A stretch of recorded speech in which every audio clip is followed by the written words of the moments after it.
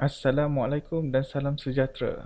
Okey, ini merupakan sambungan menentukan kriteria part 3 sebelum ni kita dah tengok berkaitan dengan kewangan.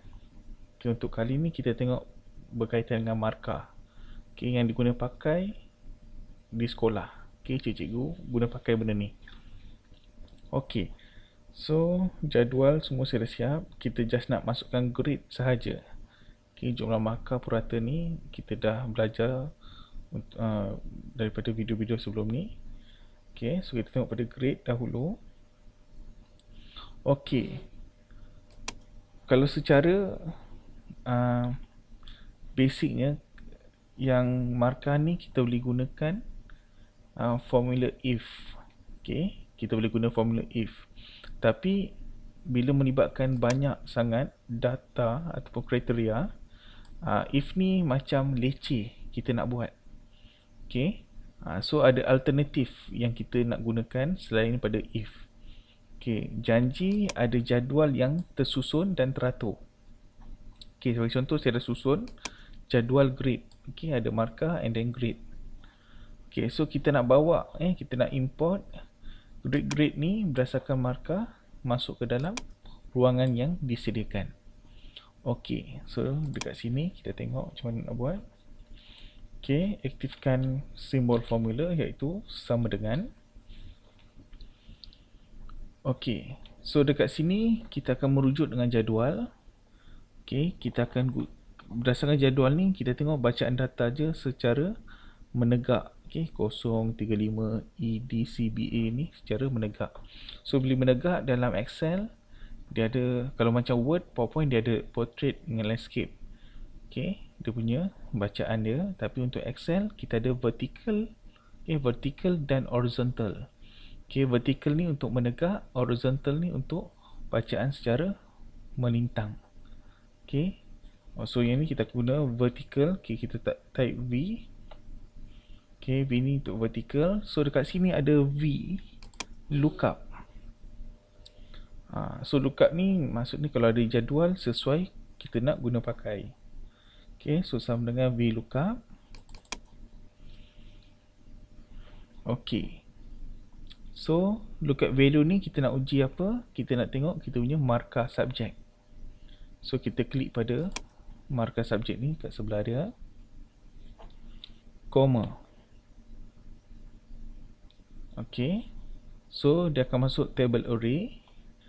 So table array ni kat kawasan, kat ruangan yang mengandungi jadual dia, iaitu dekat sini. So kita highlight semua. Okay, tuan-puan boleh highlight semua ni ataupun rasa nak highlight dekat sini pun boleh. Terpulang nak highlight semua boleh, ataupun ambil markah ini pun boleh. Tapi yang betul sepatutnya kita ambil kat sini je lah. Janji kena highlight semua, jangan highlight sikit. Nanti tiba-tiba ada pindaan markah, dia tak nampak dia punya part. So kita kena highlight semua yang terlibat. Okay, so lepas highlight, apa kita kena buat? Kita kena tekan F4. Okay, tekan F4. Bukan, dekat atas keyboard tu dia ada F1, F2. Yang ni kita kena tekan F4, F4. Bila tekan F4, automatik dia akan keluar $sign. Okay, F4 ni maksud dia kita nak kunci sel. Okay, sebab apa? Sebab lepas kita enter grade ni, kita nak tarik ke bawah. So bila tarik ke bawah, dia takkan lari. So kita kena kunci sel ni. Okay, F4. Okay, kemudian koma. Okay, column index number. So kita dah klik pada markah subjek. Berdasarkan sebelah ni. And then sekarang ni kita nak cari grade. Okay, grade dalam table yang kita highlight ni berada kolom yang keberapa. Okay, kalau kita tengok kat sini ada dua kolom yang terlibat. Okay, 1 dan 2. Okay, markah dan grade. Untuk grade ni kolom yang kedua. So kita tekan 2 saja. Okay, tekan 2 saja. Yang ni tak perlu buat. Okay, range lookup ni ada certain yang kita kena guna pakai. Tapi untuk kali ni tak perlu pakai lagi. So lepas 2 ni tutup kurungan. Kemudian enter. Okay, so akan dapat C. So kalau kita tengok jadual kat sini, 55 hingga 69 akan dapat C. So betul. Okay, so yang ni kita tarik saja. So dia akan kira markah dia. Okay, tadi kita dah F4. Okay, kita cuba tengok pula kalau kita tekan F4 tadi. Okay, so ni step dia sama je. VLOOKUP. Okay, klik pada markah, subject, comma, and then highlight. Okay, tadi saya dah ajar tekan F4. Okay, untuk yang kedua ni saya tak nak tekan. Kita tengok apa jadi. Okay, so lepas ni saya comma, and then saya tekan 2, and then tutup kurungan. Okay, saya enter. Okay, jawapan tetap betul dapat. Tapi kalau saya tarik sampai ke bawah, okay, anda perasan ni akan dapat NA, not available.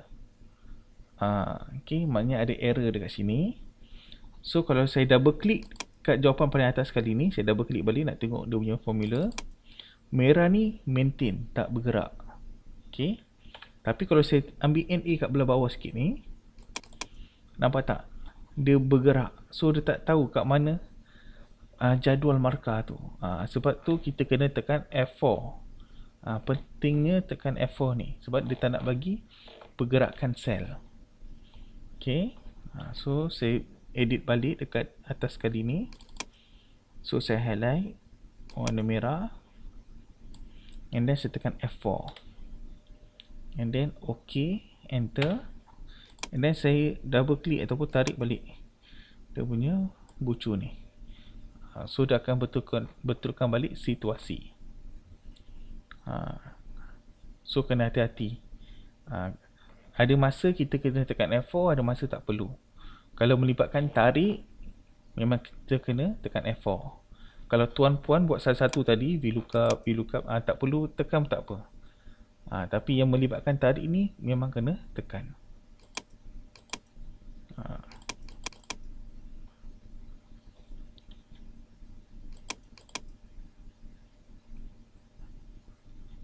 Okey.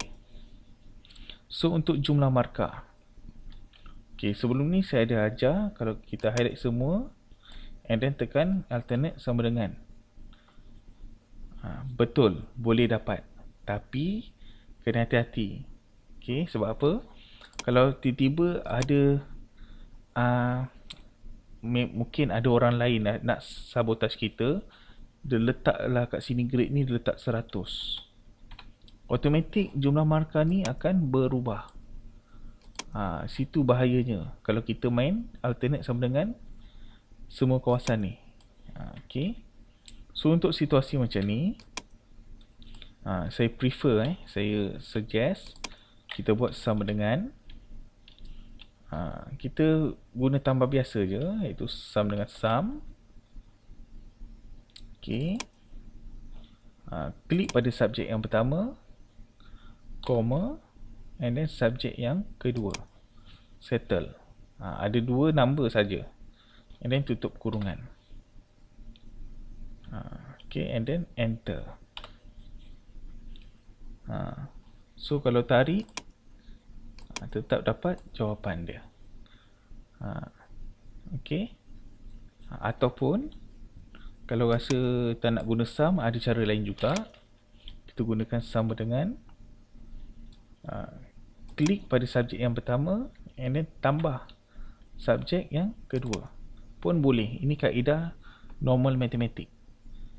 Tadi sum tu adalah formula dia, formula memang Excel bagi. Tapi kalau untuk kaedah asas math, macam ni je kita buat. Terpulang pada tuan-puan nak buat macam mana.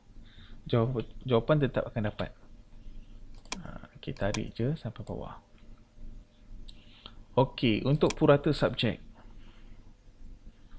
Okey, sama dengan, so purata ni memang dalam bahasa Inggeris ni adalah average. Average. So kat sini ada average.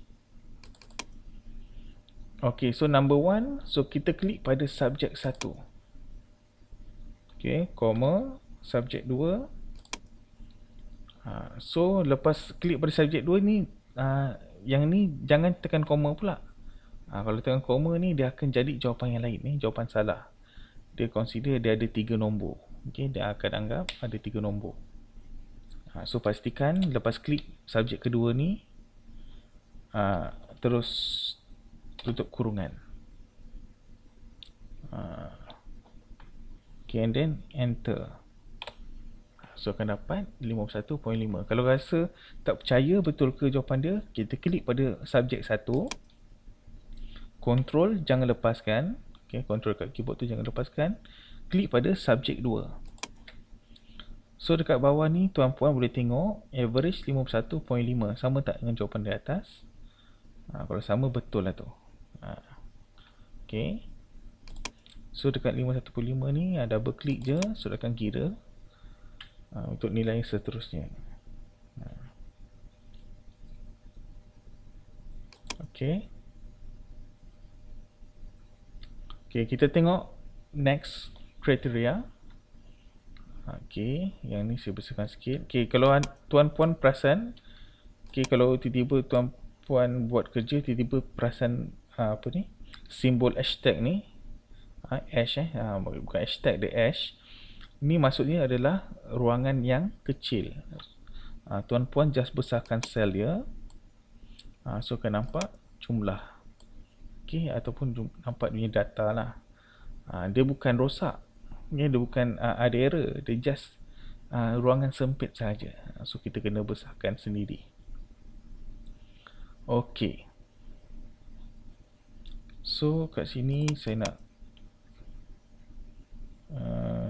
kena tahunan gaji kasar. Okay, saya nak tutup dulu. Okay, kita akan buat. Okay, kita akan buat untuk next. Ia adalah kenaikan tahunan. Okay, so macam tadi juga, dia ada jadual yang tersusun dan teratur. Cuma kat sini saya buat dua. Okay, ada secara menegak and then secara melintang. Okay, yang ni sebab tadi kita dah buat secara menegak. Untuk kali ni kita buat secara melintang pula. Okay, so klik pada kenaikan tahunan. Okay, sama dengan, okay, kalau tadi vertical kita guna VLOOKUP. Untuk yang ni secara melintang kita guna HLOOKUP. H ni untuk horizontal. Okay, and then HLOOKUP. Macam tu.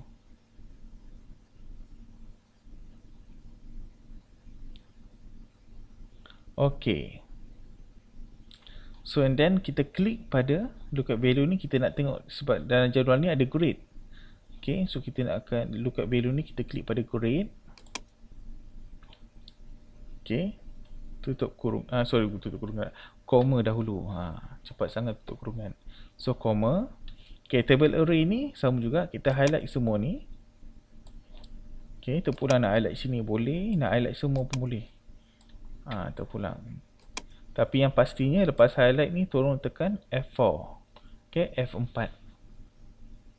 Kalau tekan F4, dia akan lari bila kita tarik ke bawah. Okay, so tekan F4, koma. Okay, so sekarang ni bila kita guna HLOOKUP, dia akan nampak row, baris. Kalau VLOOKUP tadi, dia akan nampak COL, column. So dekat sini row index number. So untuk kenaikan tahunan berdasarkan jadual yang kita highlight tadi, dia berada pada baris yang ke-2. Okay, grade untuk baris yang pertama, kenaikan tahunan pada baris yang kedua. So 2 je. So yang ratio lookup tu tak perlu buat lagi sebab belum tiba masa kita nak guna. Okay, tutup kurungan and then enter. So kita tengok balik. Okay, grade 19 akan dapat 100. So kat sini kita tarik sampai bawah. Okay, itu je. So lagi senang. Kalau tuan-puan buat if, tak ada masalah, cuma dia leceh. Kalau banyak sangat kriteria, memang banyak if yang kita nak kena type. Ini VLOOKUP, HLOOKUP ni adalah salah satu alternatif yang memudahkan kerja sebenarnya tuan-puan. Okey, so gaji kasar ni tak ada masalah. Kita just tambah biasa je. Yang ni tak ada halangan. Kita highlight semua. Nak guna alternate sama dengan boleh. Nak guna auto sum pun boleh. Tadi Syaksyik guna alternate sama dengan je. So yang ni kita guna cara lain. Home, auto sum. Dah settle. Lagi mudah, lagi senang. Okey, itu saja. Sekian, terima kasih.